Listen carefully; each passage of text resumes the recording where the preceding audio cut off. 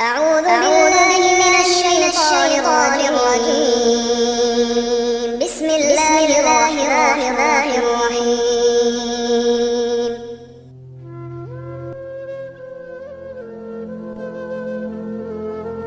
سيئات أعمالنا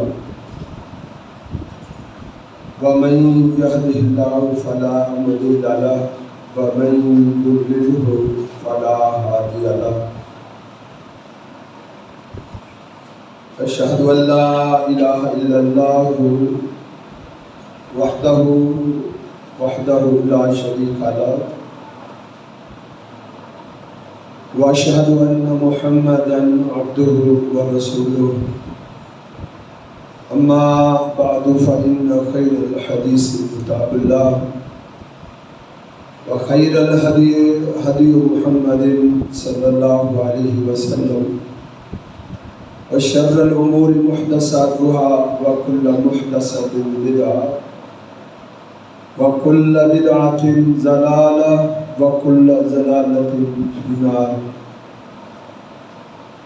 إن الله وملائكته يصلون على النبي يا أيها الذين آمنوا صلوا عليه وسلموا تسليما. اللهم صل على محمد وعلى آله وأصحابه وسلم.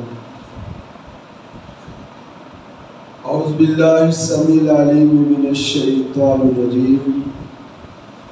بسم الله الرحمن الرحيم. اتبعوا ما أنزل إليكم من ربكم ولا تتبعوا من دونه أولياء قليلا ما تذكرون. قال النبي صلى الله عليه وسلم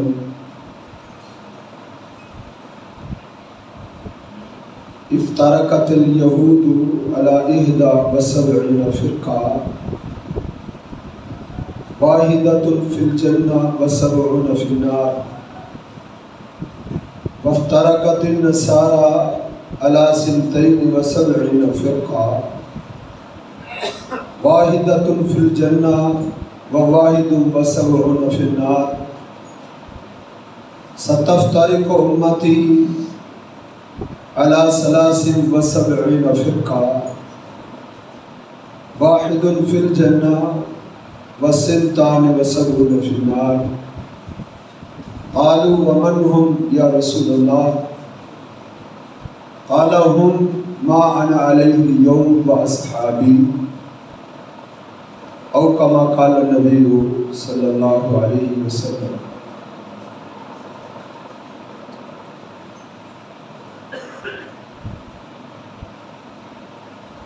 اللہ رب العزت نے امت مسلمہ کو متفق اور متحد رہنے کا حکم دیا ہے. اللہ رب العزت کا فرمان ہے وَاعْتَصِمُوا بِحَبْلِ اللَّهِ جَمِيعًا وَلَا تَفَرَّقُوا. تم سب مل کر مکمل اتفاق اور مکمل یکجہتی کے ساتھ اللہ کی رسی کو مضبوطی سے تھامے رکھو اور جدا جدا نہ ہو جاؤ. امت میں اتفاق و اتحاد کی اشد ضرورت ہے. آپ دیکھیں دنیا کے کفار جو باغی ہیں وہ اسلام کے خلاف ایک ہو چکے ہیں. الکفر ملت واحدہ. پوری دنیا کا جو کفر ہے، یہودی ہے، عیسائی ہے، مجوسی ہے، ہندو ہیں، جتنے بھی کافر ہیں، سب کے سب مسلمانوں کے خلاف ایک ہیں، حالانکہ وہ آپس میں ایک نہیں ہے۔ اللہ فرماتے ہیں قلوبہم شتیٰ، وہ آپس میں جدا جدا ہیں، آپس میں ان کے اندر نفرتیں ہیں، عداوتیں ہیں، لیکن جب اسلام کی بات آتی ہے تو دنیا کے تمام کفار یکجا ہو جاتے ہیں، اسلام کے خلاف اکٹھے ہو جاتے ہیں۔ اللہ رب العزت نے ہمیں بھی متفق اور متحد رہنے کا حکم دیا ہے، لیکن المیہ یہ ہے کہ دنیا کے کفار تو اسلام کے خلاف متحد ہیں، لیکن ہم اسلام کا نام لینے والے متحد نہیں ہیں، ہم آپس میں جدا جدا ہیں، فرقہ بندی کا شکار ہیں، اختلافات کا شکار ہیں، گروہ بندیاں ہیں، علیحدہ علیحدہ مساجد ہیں، ہمارے علیحدہ علیحدہ سارے سیٹ اپ ہیں۔ امت مسلمہ انتشار کا شکار ہے، امت مسلمہ کی قوت، امت مسلمہ کی طاقت پارا پارا ہو چکی ہے۔ اللہ رب العزت نے ہمیں اکٹھا ہونے کا حکم دیا ہے۔ آج ہم نے یہ دیکھنا ہے کہ امت میں اتحاد کیسے ممکن ہے، امت مسلمہ کیسے اکٹھی ہو سکتی ہے، آپس میں اتحاد کیسے کر سکتے ہیں، یہ فرقہ بندی، یہ گروہ بندی، یہ کیسے ختم ہو سکتی ہے۔ اس گروہ بندی کو ختم کرنے کے لیے سب سے پہلے ہم نے یہ دیکھنا ہے کہ اس امت میں فرقہ بندی کی یہ لعنت، گروہ بندی کی یہ نحوست کیوں آئی ہے، امت افتراق اور انتشار کا شکار کیوں ہوئی ہے، اس کے پیچھے اسباب کیا ہے۔ میرے بھائیوں، امت پہلے ایک تھی، کان الناس امۃ واحدہ، پوری دنیا کے جو مسلمان تھے وہ یکجا تھے، متحد تھے۔ بعد میں یہ جدا جدا ہوئے۔ اللہ کے پیغمبر صلی اللہ علیہ وسلم نے مسلمانوں کو متحد کیا تھا۔ آپ کے اس دنیا سے رخصت ہو جانے کے تقریباً 300-400 سال تک امت یکجا رہی ہے۔ اختلافات تو پیدا ہوتے تھے، کچھ سیاسی اختلافات ہوتے تھے جو ختم ہو جاتے تھے، امت اکٹھی ہو جاتی تھی، لیکن 400 سال گزرنے کے بعد امت ایسی جدا ہوئی، امت اس طرح فرقہ بندی کا شکار ہوئی کہ آج تک امت اکٹھی نہ ہو سکی، بلکہ قیامت تک امت کے اکٹھی ہونے کے چانس نظر نہیں۔ یہ المیہ 400 سال کے بعد شروع ہوا ہے۔ میرے آقا کے جانے کے 400 سال تک کوئی گروہ بندی نہیں تھی، دنیا میں کوئی حنفی نہیں تھا، کوئی شافی نہیں تھا، کوئی مالکی نہیں تھا۔ 400 سال تک کوئی حنبلی نہیں تھا، کوئی چشتی، کوئی سور بندی، کوئی بریلوی، کوئی دیوبندی۔ 400 سال تک دنیا میں یہ فرقے وجود میں نہیں آئے۔ 400 سال کے بعد وجود میں آئے۔ وجہ کیا تھی؟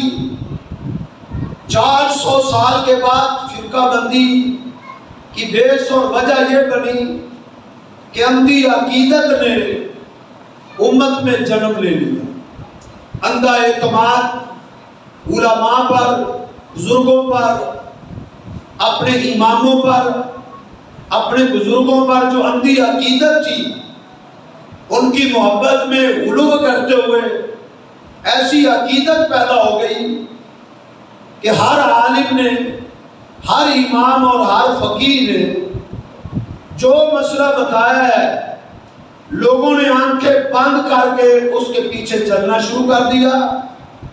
چونکہ ہر ایک کی سوچ ایک نہیں ہو سکتی، سوچیں جدا جدا ہوتی ہیں، افکار علیحدہ علیحدہ ہوتے ہیں، سے سوچیں جدا جدا تھی، جب لوگوں نے آنکھیں بند کر کے اپنے بزرگوں اور اپنے اماموں اور اپنے مولویوں کے پیچھے چلنا شروع کر دیا، امت اختلاف کا شکار ہوتی چلی گئی، امت افتراق کا شکار ہوتی چلی گئی، فرقے بنتے چلے گئے، گروہ بنتے گئے۔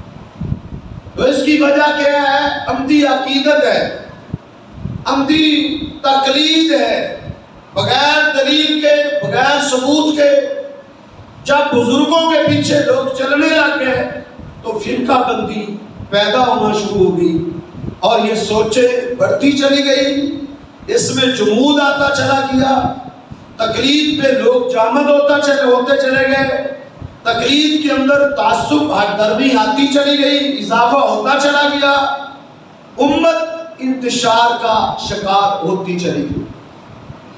اللہ رب العزت نے اس کا ذکر قرآن مجید میں کیا ہے کہ وَإِذَا قِيلَ لَهُمْ، جب انہیں کہا جاتا تھا اتَّبِعُوا مَا أَنزَلَ اللَّهُ، تم صرف اور صرف اس چیز کی پیروی کرو جو اللہ رب العزت نے آسمان کی بلندی سے نازل کیا ہے، یعنی قرآن کی شکل میں، حدیث مصطفیٰ صلی اللہ علیہ وسلم کی شکل میں، یہ دو چیزیں ہیں، تم اس کی پیروی کرو۔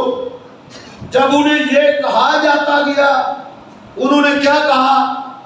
بلکہ بل وجدنا، انہوں نے کہا ہم آسمان سے اترنے والی وحی کی پیروی نہیں کریں گے، بل نتبع ما الفینا علیہ آباءنا، جس پر ہم نے اپنے آباء و اجداد کو پایا ہے، اپنی قوم بیادری کو پایا ہے، اپنے رشتہ داروں کو پایا ہے، اپنے اکابرین کو پایا ہے، اپنے بزرگوں کو پایا ہے، ہم تو صرف اور صرف اس چیز کی پیروی کریں گے۔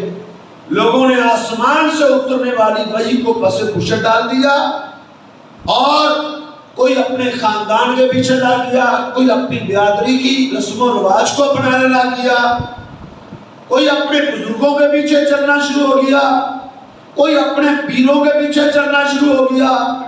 یہ وجہ تھی علیحدہ علیحدہ سوچے پڑھنے کی، فرقہ بندی کی۔ تو اللہ رب العزت نے امت کو متحد کرنے کے لیے جو فارمولہ دیا ہے، وہ وہی فارمولہ تھا جو 400 سال تک چلتا رہا ہے۔ اتبعوا ما انزل الیکم من ربکم، تم نے صرف اس دین کی پیروی کرنی ہے جو آسمان کی بلندی سے اتارا گیا ہے۔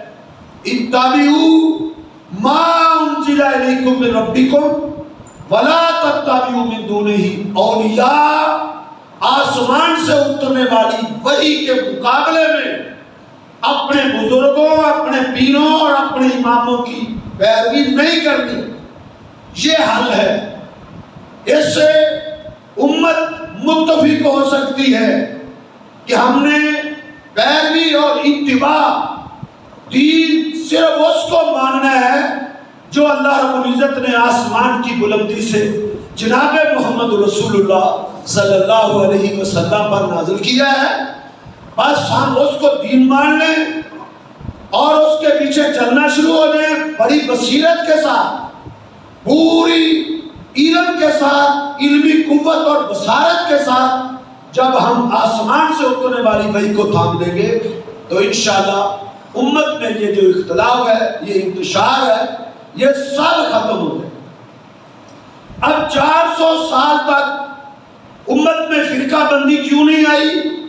قوم بیدار تھی، قوم بصیرت پر تھی، اندھا دھند تقلید نہیں کرتے تھے، بے سوچے سمجھے، بغیر دیکھے، آنکھیں بند کر کے کسی کے پیچھے بھی نہیں چلتے تھے، اگرچہ فتویٰ دینے والا کتنا بڑا ہی فقیہ کیوں نہ ہو، اس سے دلیل مانگتے تھے، اس سے کتاب و سنت سے ثبوت مانگتے تھے۔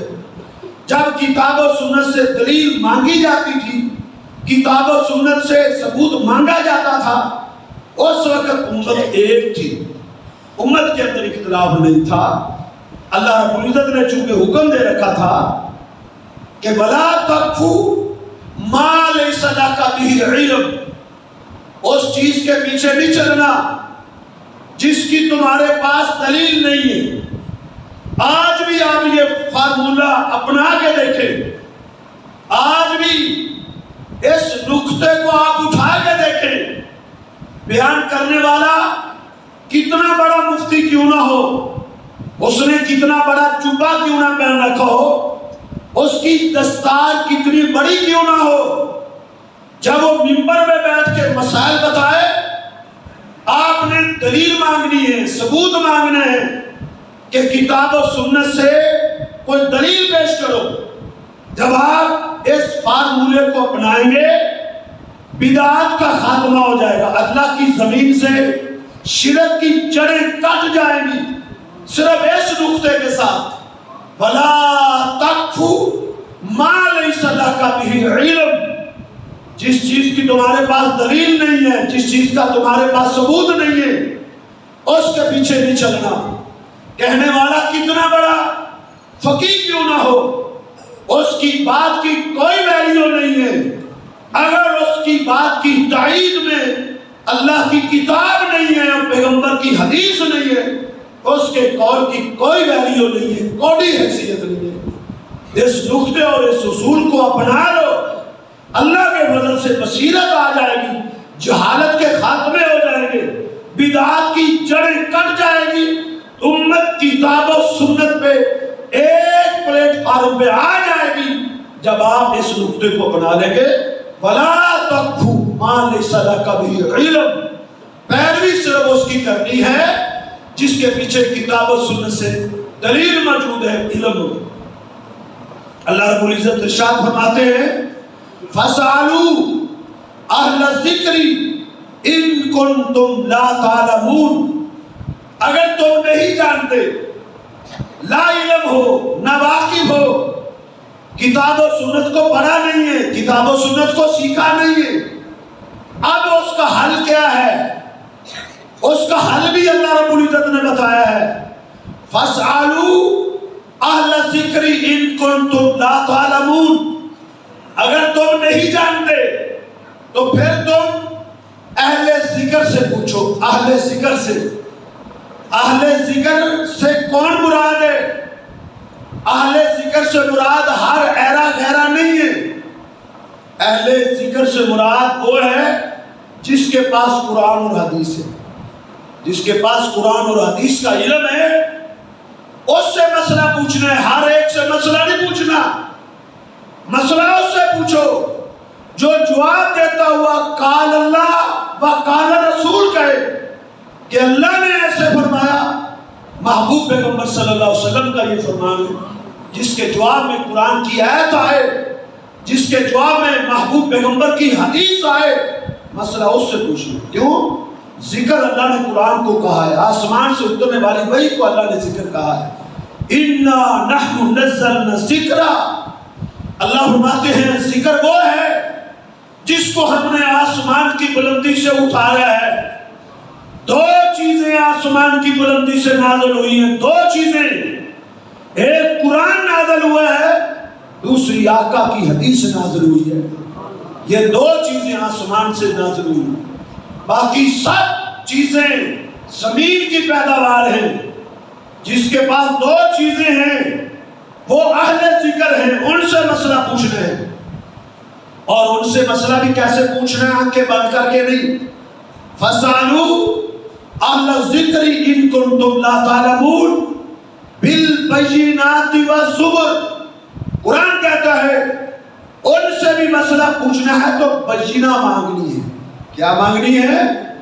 بینہ۔ بینہ کا مطلب ہے دلیل، ان سے دلیل مانگنی ہے، دلیل، کیونکہ دلیل کے بغیر پیروی نہیں۔ وَلَا تَقْفُ مَا لَيْسَ لَكَ بِهِ عِلْمٌ، دلیل کے بغیر کسی چیز کی پیروی نہیں ہے۔ جب علماء سے مسئلہ پوچھنا ہے تو آنکھیں کھول کے بصیرت کے ساتھ دلیل مانگنی ہے، ثبوت مانگنا ہے، بینہ مانگنی ہے۔ بینہ کسے کہتے ہیں؟ بینہ مانگنی ہے نا، قرآن نے ہمیں رہنمائی کی، بینہ مانگنی ہے۔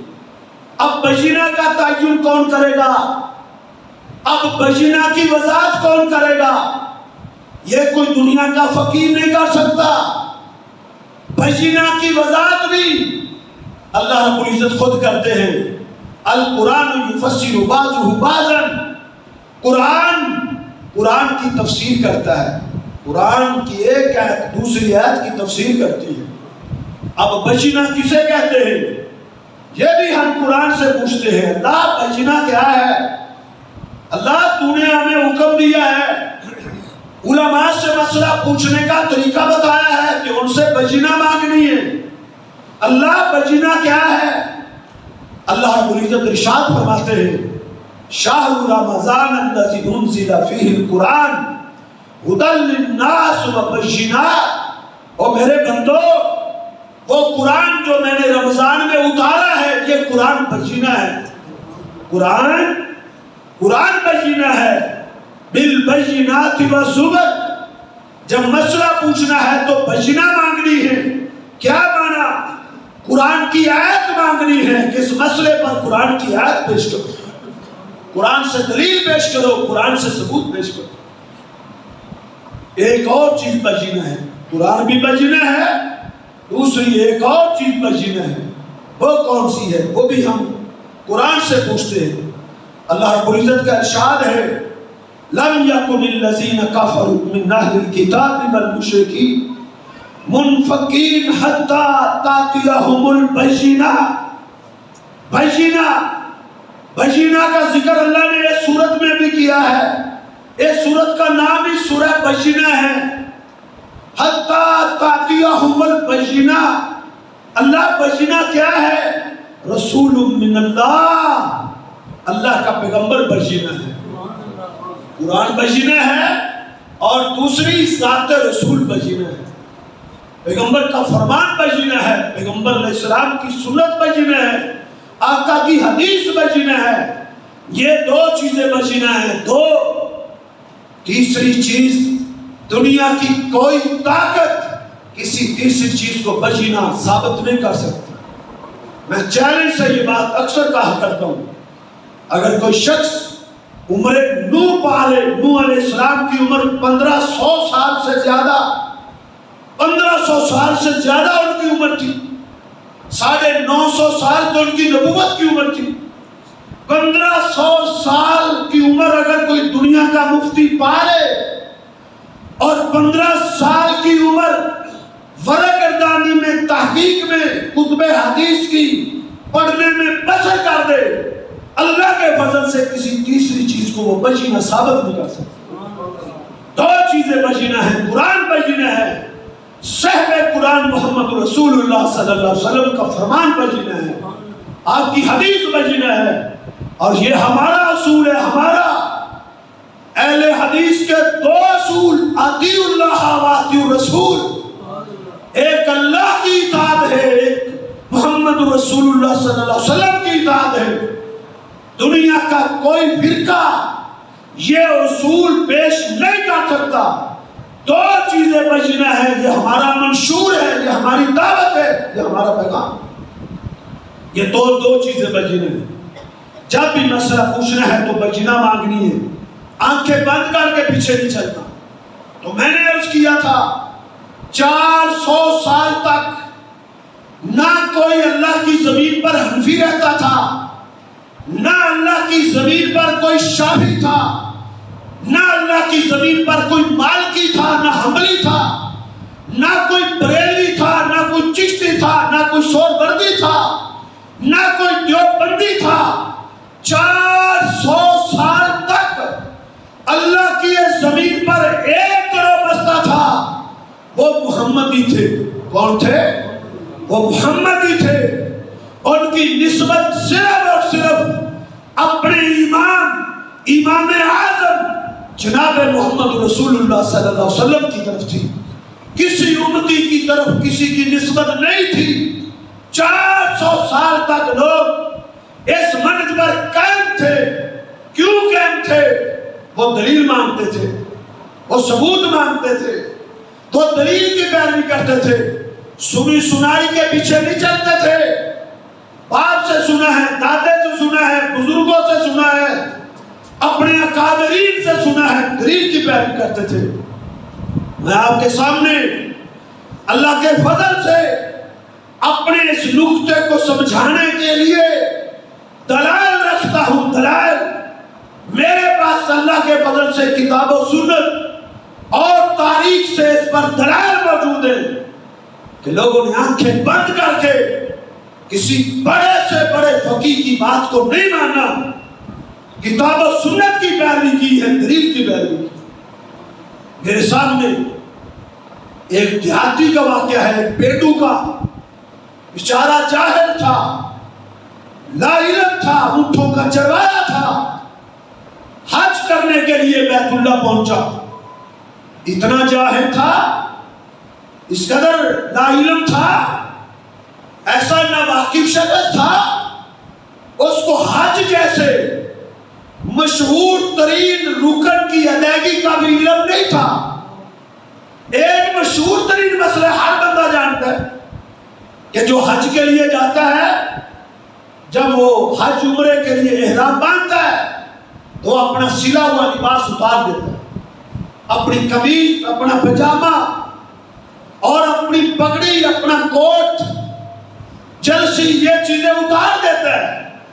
2 چادروں میں احرام باندھ کے حج اور عمرے کا تلبیہ پکارتا ہے. یہ ہر بندہ جانتا ہے, ہر بندہ. لیکن وہ دیہاتی شخص اس قدر لا علم تھا, اس کو اس کا بھی پتہ نہیں تھا. اس نے اپنے سلے ہوئے لباس میں کوٹ پہنا ہوا ہے, حج عمرے کا تلبیہ پکار رہا ہے. اس کو ایک بہت بڑے محدث نے دیکھا, بہت بڑے محدث نے, جس کا نام عبد الرحمن بن زید, جس نے 500 صحابہ سے دین سیکھا تھا. 500 صحابہ سے, 500 صحابہ سے. آج تو لوگوں نے ان ہستیوں کے نام پہ اپنا مذہب کھڑا کر لیا جس نے کسی ایک صحابی سے بھی دین نہیں سیکھا تھا, ایک صحابی سے بھی. آج لوگوں نے ان کے ناموں پہ علیحدہ علیحدہ مذہب بنا دیے, امت کو توڑ دیا, امت کے اندر اختلاف کھڑا کر دیا. اپنے بزرگوں کے نام پہ مذہب بن گئے, بزرگوں کے نام پہ. حنفی مذہب امام ابو حنیفہ رحمۃ اللہ علیہ کے نام پہ ہے, شافعی مذہب امام شافعی کے نام پر ہے, مالکی مذہب امام مالک کے نام پر ہے, حنبلی مذہب احمد ابن حنبل کے نام پر ہے رحمہم اللہ. اللہ ان تمام بزرگوں پہ اپنی رحمت نازل فرمائے. انہوں نے یہ تعلیم نہیں دی تھی کہ انہوں نے نہیں کہا تھا کہ ہمارے ناموں پہ مذہب بنا لینا. یہ ان کے جانے کے 100-200 سال بعد یہ مذہب بنے تھے, ان کی زندگی میں یہ مذہب نہیں تھے. انہوں نے سختی سے روکا تھا, بعد میں لوگوں نے بنایا. آج تو لوگوں نے ان کے ناموں میں مذہب بنا لی. اور یہاں عبد الرحمن بن زید جس نے 500 صحابہ کرام سے ان کے سامنے گھٹنے ٹیک کے اللہ کے پیغمبر کا دین سیکھا تھا, یہ عبد الرحمن بن زید علیہ رحمہ. انہوں نے اس دیہاتی کو دیکھا, اس کو روکا, اس کو ٹوکا, یا عربی, اے دیہاتی انسان, انزا البرنس, کوٹ پہن کے حج عمرے کا تلبیہ کیوں پکار رہے ہو؟ انزا البرنس, اس کوٹ کو اتار دو. جب اس نے سنا تو اس نے کیا جواب دیا؟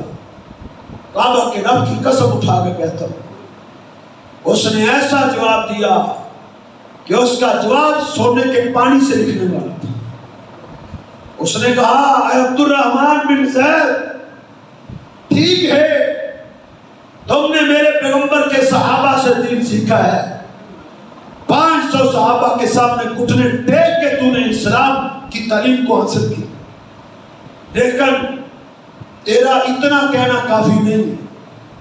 تیرے اتنا کہنے سے میرا کوٹ نہیں اتر سکتا. میرا کوٹ اتروانا چاہتے ہو, ایتنی بشیء من کتاب اللہ او بسنت رسول اللہ، تمہیں قرآن سے کوئی آیت پیش کرنا ہوگی یا حدیث مصطفیٰ سے کوئی حدیث رہنا ہوگی، قرآن کی آیت پیش کرو، آقا کی حدیث پیش کرو، یونزال برنس، یہ کوٹ اتر جائے گا، ورنہ یہ کوٹ نہیں اتر سکتا۔ اس کا نام ہے دین لوگوں، اس کا نام اسلام ہے، اس کا نام۔ آج مسئلہ پوچھو تم نے یہ رسومات کو کیوں اپنایا ہے؟ ہمارے محلے کا مولوی کہتا ہے، ہمارے امام نے کہا ہے، ہمارے مفتی نے کہا ہے۔ اور اللہ کے بندو، اماموں اور مفتیوں کے اقوال کا نام دین نہیں ہے۔ اتبعوا ما انزل الیکم من ربکم، دین صرف اس کا نام ہے جو اللہ نے آسمان کی بلندی سے جبریل کو دے کر بھیجا ہے۔ جبریل میرے نبی کے پاس لے کر آئے، وہ اس کا نام کہا ایتنی بشیء من کتاب اللہ، قرآن سے دلیل پیش کرو یا حدیث سے دلیل پیش کرو۔ اب محدث نے میرے پیغمبر کی حدیث سنانا شروع کی پوری سند کے ساتھ، پیغمبر کا فرمان پڑھا، قال النبی صلی اللہ علیہ وسلم لا یلبس المحرم قمیصا ولا العمامۃ ولا البرانس، حج عمرے کا تلبیہ پکارنے والا سلا ہوا لباس نہیں پہن سکتا۔ میرے آقا نے کہا ہے قمیص نہیں پہن سکتا، میرے پیغمبر کا فرمان ہے امامہ نہیں باندھ سکتا، میرے پیغمبر کا فرمان ہے کوٹ نہیں پہن سکتا۔ جب اس بیٹو دیہاتی اونٹوں کے چرائے کے کان میں اللہ کے پیغمبر صلی اللہ علیہ وسلم کی حدیث پہنچی، نازل برنس اس نے کوٹ اتار کے پھینک، اسی وقت ہی اس نے کوٹ کو اتار کے پھینک دیا اور دو چادریں پہن کے وہ حج اور عمرے کا تلبیہ پکارنے لگا۔ اس کا نام دین ہے۔ آج بعض لوگ زندگیاں گزر گئی حدیثیں سنتے ہوئے، حدیثوں کو رد کر دیں گے۔ بھائی کیوں؟ کہتے ہیں میرے امام کا یہ مذہب نہیں ہے، میرے امام کے مذہب میں نہیں ہے۔ ہم نے بیسیوں نہیں سینکڑوں حدیثیں، سینکڑوں سندوں کے ساتھ حدیثیں لوگوں کے سامنے پیش کی کہ اللہ کے پیغمبر صلی اللہ علیہ وسلم نماز شروع کرتے وقت رفع الیدین کرتے تھے، رکوع جاتے ہوئے بھی رفع الیدین کرتے تھے، رکوع سے اٹھتے ہوئے بھی رفع الیدین کرتے تھے۔ لوگوں نے حدیثوں کو صرف اس لیے رد کیا کہ ہمارے امام ابو حنیفہ کی فقہ میں رفع الیدین نہیں ہے۔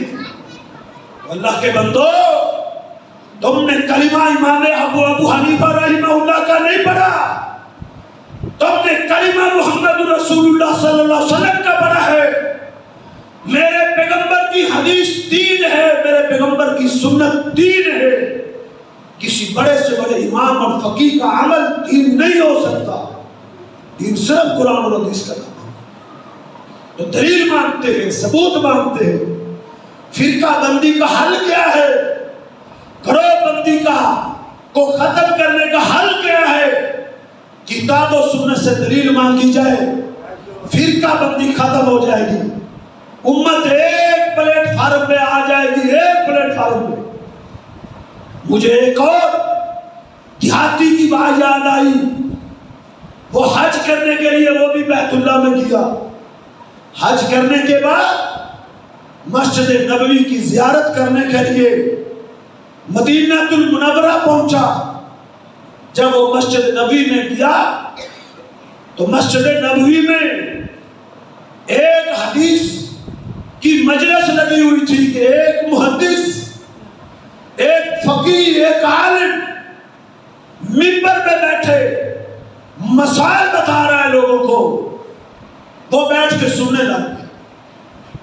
اس محدث نے، اس فقیہ نے غسل کے بارے میں ایک مسئلہ بیان کیا، غسل کے بارے میں کہ یہ کرنے سے بھی غسل واجب ہو جاتا ہے، ایسا کرنے سے بھی غسل واجب ہو جاتا ہے، مسائل بتاتا ہے۔ اس دیہاتی نے ایک ایسا مسئلہ سنا جو اس سے پہلے اس نے نہیں سنا ہوا تھا. تو اس نے اس سے دلیل مانگی کہ آپ نے یہ جو کہا ہے کہ اس عمل پر بھی غسل واجب ہو جاتا ہے، فقط واجب الغسل، اس کی دلیل کیا ہے؟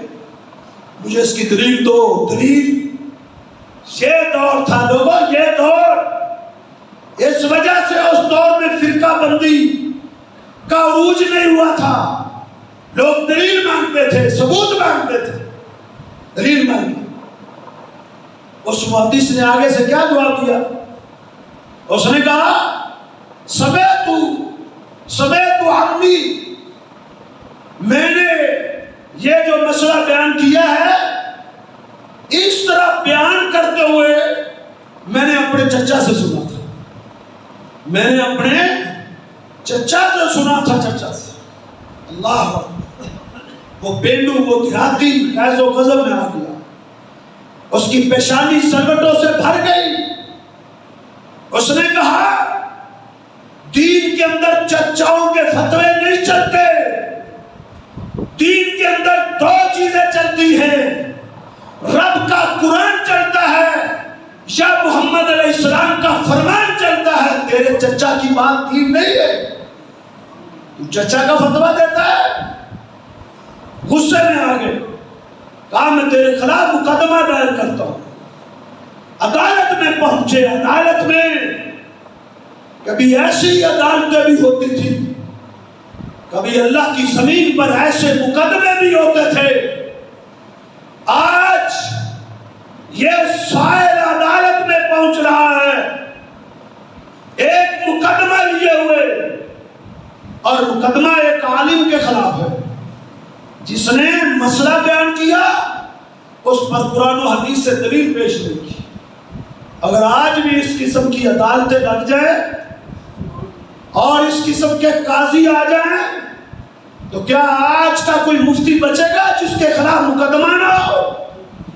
جو کچی پکی روٹی پڑھ کے آ کے فتوے دینا شروع ہو جاتا ہے، جس کو چاہے دین بنا دے، جس کو چاہے دین سے نکال دے. کوئی پوچھنے والا نہیں، کوئی سوال کرنے والا نہیں. ہو بھلے بس یہ دین ہے، یہ کوئی شطرنج کا کھیل تھوڑی ہے. تم دین بناتے جا رہے اپنے آپ کو. پوچھو نا، تم فوت کی یہ 30 دن کل کرتے ہو، 7ویں دن سادہ کرتے ہو، 40ویں دن 40واں کرتے ہو. میرے پیغمبر کی زندگی میں کیا کوئی فوت نہیں ہوا تھا؟ کیا میرے پیغمبر کی زندگی میں کسی صحابی کی فوتگی میں کل ہوئے ہو، سادہ ہوا ہو، 40واں ہوا ہو؟ مولوی کوئی دلیل نہیں دے گا. کیا کہے گا؟ حرج کیا ہے؟ وہ پیچھے بیٹھی ہے نا قوم جو بصیرت سے آ رہی ہے، جن کے اندر پوچھنے کی قوت نہیں ہے، طاقت نہیں ہے، جرأت نہیں ہے. جس کو چاہے دین بنا دے، پوچھنے والا کوئی نہیں. مولوی دین بنا رہے، اس کی مرضی. وہ اذان سے پہلے درود لے آئے. میرے نبی کی تعلیم ہے اذان ختم ہو جائے تو مجھ پر درود بھیجو. مولوی شروع میں درود لے آیا. کیوں؟ شتر بے بہارا ہے نا، جنگل کا شیر ہے، اس کو کون پوچھے؟ یہ بچے دے، انڈے دے، اس کو پوچھنے والا کون؟ کوئی پوچھنے والا ہو پوچھے. مولانا جناب بلال میرے پیغمبر کے بانگے تھے، بانگے. کیا جناب بلال نے 23 سال کے اندر میرے پیغمبر کی نبوت کی زندگی ایک مرتبہ بھی اذان سے پہلے درود پڑھا ہے؟ مولوی دلیل نہیں دے سکے گا. تمہیں سمجھ آ جائے گی اگر تم جرأت کرو پوچھنے کی، ہمت تو پیدا کرو. حقائق کی دنیا میں تو آؤ، دلائل مان کے تو دیکھو. یہ سب جہالتیں ختم ہو جائیں گی، بدعت دفن ہو جائیں گی اللہ کے فضل سے. اگر قوم کے اندر شعور آ جائے، قوم کے اندر بصیرت آ جائے، دلیل کے ساتھ جینے کی طاقت آ جائے تو یہ سارے مذاہب ختم ہو جائیں گے. دنیا میں ایک منج رہ جائے گا جو اللہ کے فضل سے آل الحدیث پیش کرتے ہیں. اللہ کی کتاب قرآن رہ جائے گی، پیغمبر کی حدیث ہے. آج شکر بے مہارا اللہ کے پیغمبر نے جنازے کے اندر دعائیں پڑھنے کا حکم دیا. جنازے کے اندر وہ 5 سیکنڈوں میں 2 منٹوں میں جنازہ ختم ہو جاتا ہے. جنازہ ختم ہوتا ہے کہتے ہیں دعا کرو. بھائی اللہ کے نبی صلی اللہ علیہ وسلم نے جنازے میں دعائیں کی ہیں, جنازے کی نماز کے بعد دعا نہیں کی. کیوں کرتے ہو؟ کوئی ہے دلیل مانگنے والا؟ میرے پیغمبر نے میت کو دفن کرنے کے بعد قبر پہ کھڑے ہو کے لمبی دعا کی ہے, لمبی دعا. آج 40 قدموں پہ جا کے دعا مانگی جا رہی ہے. کوئی ہے اس کا ثبوت؟ فوت کی والے کے گھر بیٹھ کے حقہ اور سگریٹیں پی جا رہی ہیں اور ہر 2 منٹ کے بعد ہی فاتحہ پڑھو. بھائی فاتحہ جدھر پڑھنی تھی ادھر تو پڑھی نہیں. میرے پیغمبر نے کہا لا صلاۃ لمن لم یقرأ بفاتحۃ الکتاب. جس نے فاتحہ نہیں پڑھی اس کی کوئی نماز نہیں. میرے پیغمبر کی سنت ہے جنازے میں فاتحہ پڑھنا. عام نمازوں میں تو مقتدیوں کو نہیں پڑھنے دیتے. حالانکہ میرے نبی نے سب کو کہا ہے ایمان ہو مقتدی ہو کسی کی نماز بغیر فاتحہ کے نہیں ہوتی. بخاری اٹھاؤ, مسلم اٹھاؤ, ابو داؤد اٹھاؤ, ترمذی, نسائی, ابن ماجہ, مسند احمد, مسند ابو یعلا, مسند طبرانی, صحیح ابن خزیمہ, سنن دارمی, مسند حمیدی. جاؤ حدیث کی کوئی کتاب اٹھا کے دیکھو, کوئی ہر کتاب میں یہ مسائل موجود ہیں, لیکن نہیں پڑھتے. اور ادھر فوت کی والے کے گھر فاتحہ پڑھو جہاں اللہ کے نبی صلی اللہ علیہ وسلم سے ثابت نہیں, صحابہ سے ثابت نہیں. آج اس کو دین بنا لیا گیا. وجہ کیا ہے؟ دلیل نہیں مانگی جاتی, ثبوت نہیں مانگا جاتا. یہاں دیکھیں اس وقت فرقہ بندی کیوں نہیں تھی؟ یہ دور تھا. وہ دیہاتی غصے سے سرخ ہے, کہتا ہے میں تیرے خلاف مقدمہ دائر کروں گا, میں عدالت چاہوں گا, عدالت, میں عدالت میں مقدمہ دائر کروں گا. عدالت پہنچے, عدالت کا دروازہ کھٹکھٹایا, جج کے پاس پہنچے, کہا ایک مقدمہ دائر کروانے آیا ہوں, اجنبی ہوں, مسافر ہوں, پردیسی ہوں, مدینے کا رہنے والا نہیں ہوں, لیکن مدینے کے ایک مفتی کے خلاف مقدمہ دائر کروانا ہے. جج پوچھتا ہے کیا مقدمہ ہے تمہارا؟ کہا میرا مقدمہ یہ ہے کہ مسجد نبوی کی زیارت کے لیے میں حاضر ہوا. ایک مفتی مسئلہ بتا رہا تھا, میں نے اس سے دلیل مانگی تو اس نے آگے سے یہ کہا سمیت عمی, میں نے اپنے چچا سے ایسے سنا, چچا سے. تین چچا کی بات تو نہیں. مقدمہ دائر ہو گیا, قاضی نے بلا لیا, اس فقیہ کو, اس عالم کو بلایا گیا اور کٹہرے میں اس کو کھڑا کیا گیا. دنیا نے دیکھا, کائنات نے دیکھا, آسمان نے دیکھا, زمین نے دیکھا کہ اس سے بات پوچھ ہو گئی. اور یہ کون شخص ہے؟ حدیث میں, تاریخ میں اس کی وضاحت بھی موجود ہے. اٹھاؤ البدایہ والنہایہ, اٹھاؤ تاریخ دمشق کو. یہ کون تھا؟ یہ مقدمہ دائر کروانے والا. اس کا نام تو مجھے نہیں ملا.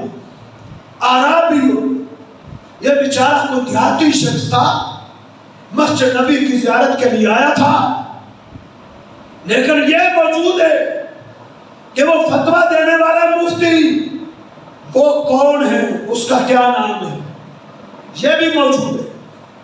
اور اس نے اپنے جس چچا کا حوالہ دیا ہے اس کا نام بھی موجود ہے کہ اس کا چچا کا نام کیا تھا. اور جس قاضی کے پاس وہ مقدمہ لے کر آیا تھا اس قاضی کا نام بھی تاریخ میں لکھا ہوا ہے. وہ قاضی کون تھا؟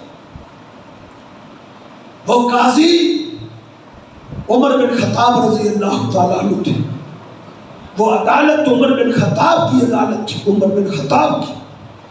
جس نے اللہ کی زمین کو آدم سے مار دیا تھا، جس نے انصاف کا بول بالا پیدا کر دیا تھا. یہ عدالت عمر بن خطاب کی عدالت تھی، اور جس کے خلاف مقدمہ دائر ہوا تھا وہ کوئی عام شخص نہیں تھا.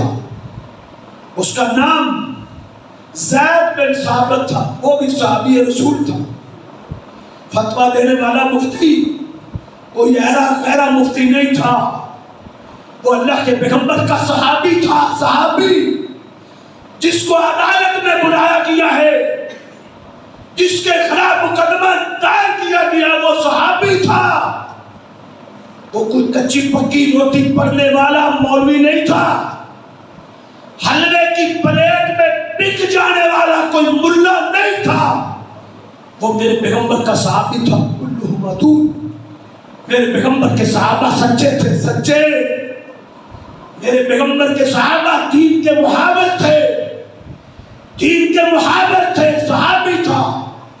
صحابی بھی وہ صحابی تھا، کاتب وحی تھا. کاتب وحی جس نے اپنے قلم کے ساتھ قرآن کو لکھا تھا، جس نے قرآن کو جمع کیا تھا. سیدنا زید بن ثابت وہ مفتی تھا جس کے خلاف مقدمہ دائر کیا گیا. عمر بن خطاب نے اس کو بلایا، پوچھا، کہا تم نے یہ مسئلہ بتایا ہے؟ کہا ہاں امیر المومنین، میں نے یہ مسئلہ بتایا ہے. کہا اس کی دلیل کیا ہے؟ اس نے ادھر بھی کھڑے ہو کے کہا، سمیت ہوں امی، میں نے اپنے چچا سے سنا. عمر بن خطاب رضی اللہ تعالیٰ عنہ قید و غضب میں کہتے ہیں، اور زید بن ثابت تیرے جیسے لوگ بھی اگر دین میں اپنے چچاؤں کے حوالے دینے لگیں گے تو پھر اس دین کا اللہ حافظ، پھر اس دین کا کیا بنے گا؟ دین میں چچا کے حوالے چلتے ہیں، دین میں قرآن کا حوالہ چلتا ہے، یہ حدیث مصطفیٰ کا حوالہ چلتا ہے. لوگوں آ جاؤ، ہماری دعوت کو سمجھو، ہمارے پیغام کو سمجھو. ہمارا یہ پیغام ہے، ہم تمہیں اپنے امام، اپنے کسی علامہ کی طرف نہیں بلاتے، ہم تمہیں قرآن کی طرف بلاتے ہیں یا آقا کے فرمان کی طرف بلاتے ہیں. بس دو ہمارے اصول ہے، دو. عمر بن خطاب اس سے پوچھتے ہیں کہ دین میں چچا کا حوالہ نہیں چلتا. تمہیں نہیں پتا جس چچا کی اس نے بات کی تھی وہ چچا کون تھا؟ اس کا چچا کوئی ہمارے چچاؤں جیسا چچا نہیں تھا. اس کا چچا کوئی ایرا نتو خیرا نہیں تھا. سیدنا زید بن ثابت نے اپنے جس چچا کا حوالہ دیا تھا اس کا نام ابی بن کعب تھا. ابی بن کعب یہ بھی میرے پیغمبر کا صحابی تھا، جس کے بارے میں اللہ نے آسمان سے قرآن اتارا. اپنے پیغمبر کو کہا، جبریل کو کہا، جاؤ میرے پیغمبر کو کہو ابی بن کعب کے گھر جائے. میرے آقا ابی بن کعب کے دروازے پہ ابی باہر نکلے. آقا کیسے تشریف لائے؟ آپ مجھے حکم دیتے، میں آپ کی خدمت میں حاضر ہو جاتا. آپ نے کیوں تکلیف اٹھائی؟ کہا ابی مجھے اللہ نے بھیجا ہے، مجھے اللہ نے بھیجا ہے. مجھے اللہ نے کہا ہے ابی کو جا کے قرآن سناؤ، ابی کو جا کے سورۃ بشیرہ سناؤ. بشیرہ جس کا میں حوالہ دے رہا تھا. ابی کہنے لگے، اسمانی اللہ، آقا اللہ نے میرا نام لے کے کہا ہے، اللہ نے میرا نام لیا. اسمانی اللہ نے عرش پہ بیٹھ کے میرا نام لیا. آقا نے فرمایا ہاں سماک اللہ، ابی اللہ نے تیرا نام لیا. فبکا ابی پھوٹ پھوٹ کے رونے لگ گیا کہ اللہ میرا نام لیتے. آج کسی کا نام محلے کا ممبر نام لے دے اس کے پاؤں زمین پر نہیں لگتے. کیا رتبہ ہے، کیا مقام ہے اس شخص کا جس کا نام اللہ عرش بری پر لیتے. یہ وہ اس کا چچا تھا. عمر بن خطاب فرماتے ہیں، اے زید چچا کے حوالے نہیں چلتے. حضرت دعوت فکر ہے اسلام کے اندر ابی ابن کعب صحابی رسول سے دلیل مانگی جا سکتی ہے اور اس کے چچا کا حوالہ ابی ابن کعب کا حوالہ نہیں چل سکتا، تو مجھے بتاؤ کیا آج کے مفتی اور آج کے عالم سے دلیل نہیں مانگی جا سکتی؟ اس سے کیوں نہیں مانگی جا سکتی؟ جب اس سے مانگی جا سکتی ہے تو اس سے کیوں نہیں مانگی جا سکتی؟ جب صحابی کا حوالہ نہیں چل سکتا تو دین میں امام ابو حنیفہ کا حوالہ چل سکتا ہے؟ اور امام ابو حنیفہ کے حوالے دینے والوں، علم کی دنیا میں آؤ، علم کی دنیا میں قبر میں یہ سوال نہیں ہونا تم نے نماز امام ابو حنیفہ جیسی پڑھی تھی کہ یا نہیں، قبر میں یہ سوال ہونا ہے تیری نماز اللہ کے پیغمبر کے طریقے کے مطابق تھی کہ نہیں تھی، یہ سوال ہونا، یہ نہیں سوال ہونا کہ امام شافعی کے مطابق تیرا مسئلہ تھا یا نہیں، احمد ابن حنبل کے مطابق تھا یا نہیں۔ اور جس نے نیکیوں کو تولنا ہے، نیکیوں کا ترازو جس فرشتے نے اٹھانا ہے، ہر بندے کی نیکیوں کو جس نے تولنا ہے، اس فرشتے کا نام جبریل ہے، اس فرشتے کا نام جبریل ہے۔ جبریل صرف محمد رسول اللہ کو جانتا ہے، صرف محمد رسول اللہ آخری نبی۔ جبریل نہ امام ابو حنیفہ کو جانتا ہے، نہ امام مالک کو جانتا ہے، جبریل نہ احمد ابن حنبل کو جانتا ہے، نہ انڈیا کے شہر بریلی کی ہستی امام احمد رضا کو جانتا ہے۔ اور جبریل نے تو یہ دیکھنا ہے اس کی عبادت، اس کا عمل محمد رسول اللہ کے طریقے کے مطابق ہے، وہ نیکیوں کے ترازو میں رکھے گا۔ جو اللہ کے نبی کے طریقے کے مطابق نہیں ہوگا، جبریل اس کو پیر پھینک دے گا، اس کے عمل کی کوئی ویلیو نہیں ہے۔ لا نقیم لہم یوم القیامت وزنا، اس کی نیکیوں کا ترازو نہیں لگے گا، جس کا عمل، جس کی عبادت اللہ کے پیغمبر صلی اللہ علیہ وسلم کے طریقے کے مطابق ہے۔ تو میرے بھائیوں، آ جاؤ، آؤ متحد ہوتے ہیں، آؤ فرقہ بندی کا خاتمہ کرتے ہیں اور امت کو اکٹھا کرنے کا فارمولہ صرف اور صرف اہل حدیث کے پاس ہے۔ امت کو ایک کرنے کا فارمولہ صرف اور صرف اہل الحدیث کے پاس ہے۔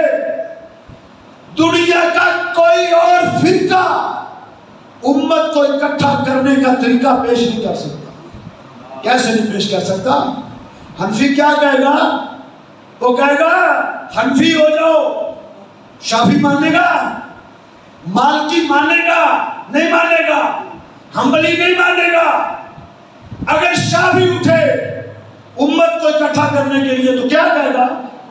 آؤ شافعی ہو جاؤ، حنفی نہیں مانے گا۔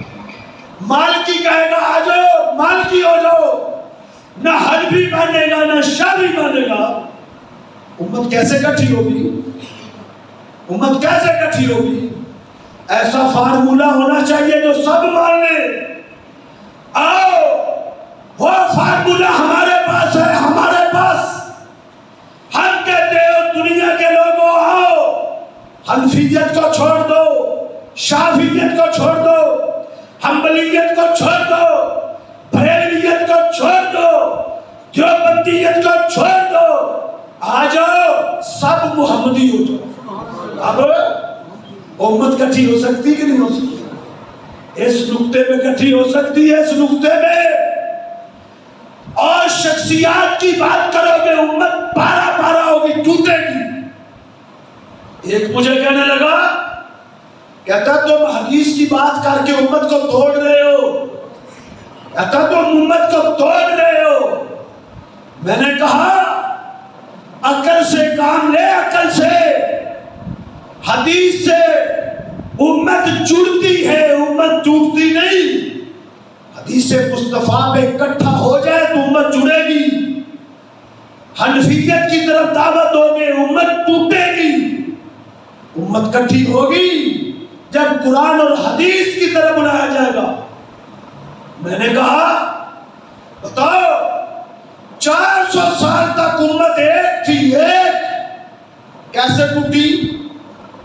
جب امام ابو حنیفہ پیدا ہوئے اور ان کے پیروکار جب پیدا ہوئے، انہوں نے امام ابو حنیفہ کی طرف لوگوں کو بلانا شروع کر دیا، لوگ حنفی بن گئے۔ امت ٹوٹی ہے یا جڑی ہے؟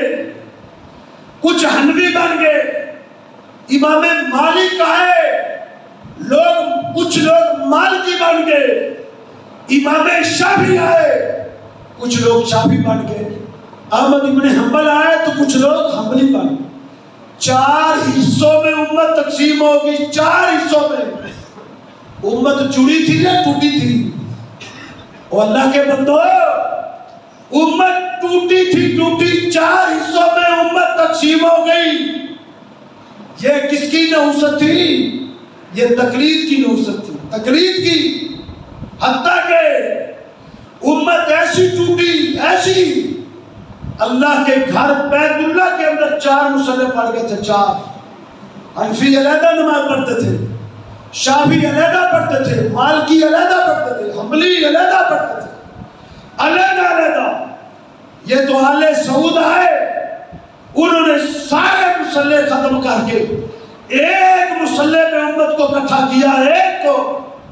سدیس کی امامت میں آج لوگ ایک ہیں، اور وہ امام کتاب و سنت کے مطابق نماز پڑھاتا ہے۔ جاؤ دیکھو لوگوں، جاؤ اللہ کے گھر کا وزٹ کرو، جاؤ مدینہ المنورہ کی زیارت کرو، جاؤ ان کے اماموں کو دیکھو۔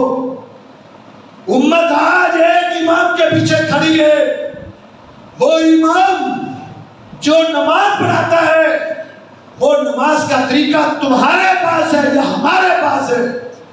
اللہ کے گھر بیت اللہ کے اندر جو نماز کا طریقہ ہے وہ تمہارے پاس ہے یا ہمارے پاس ہے؟ مسجد نبوی میں جو امام نماز پڑھا رہا ہے وہ طریقہ کس کے پاس ہے؟ آج امت کٹھی ہوئی ہے تو قرآن حدیث پہ آنے کی وجہ سے کٹھی ہوئی ہے، اور امت تو ٹوٹ پھوٹ کا شکار ہو گئی تھی۔ تو یہ فارمولہ ہے امت کو ایک کرنے کا۔ دلیل مانگنی ہے، میں سبق دہرائے دیتا ہوں، جس سے بھی مسئلہ پوچھنا ہے سنی سنائی بات کے پیچھے نہیں چلنا، دلیل مانگنی ہے، ثبوت مانگنا ہے۔ دلیل بھی قرآن سے مانگنی ہے یا حدیث مصطفیٰ سے مانگنی ہے۔ جب یہ اصول اپنا لو گے، کتاب و سنت کی پیروی کرنے لگ جاؤ گے، انشاءاللہ اللہ کی زمین پر امت ایک پلیٹ فارم پہ آ جائے گی، متحد ہو جائے گی، امت اکٹھی ہو جائے گی۔ اللہ سے دعا ہے اللہ رب العزت ہمیں کتاب و سنت پہ اکٹھا کر دے، اللہ ہم سب کو کتاب و سنت کا پیروکار بنا دے، آقا علیہ الصلوۃ والسلام کا سچا تابعدار بنا دے۔ قول قولی ھذا استغفر اللہ لی ولکم ولسائر المسلمین۔